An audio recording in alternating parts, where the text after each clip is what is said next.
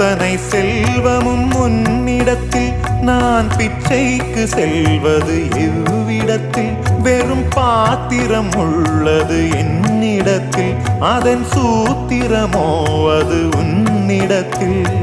ஒரு முறையா இருமுறையா பலமுறை பல பிறப்பெடுக்க வைத்தாய் புதுவினையா பழவினையா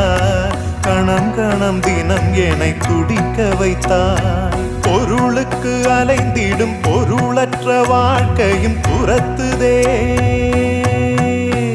உன் அருள் அருள் அருள் என்று அலைகின்ற மனம் இன்று பிதற்றுதே அருள் விழியால் நோக்குவாய்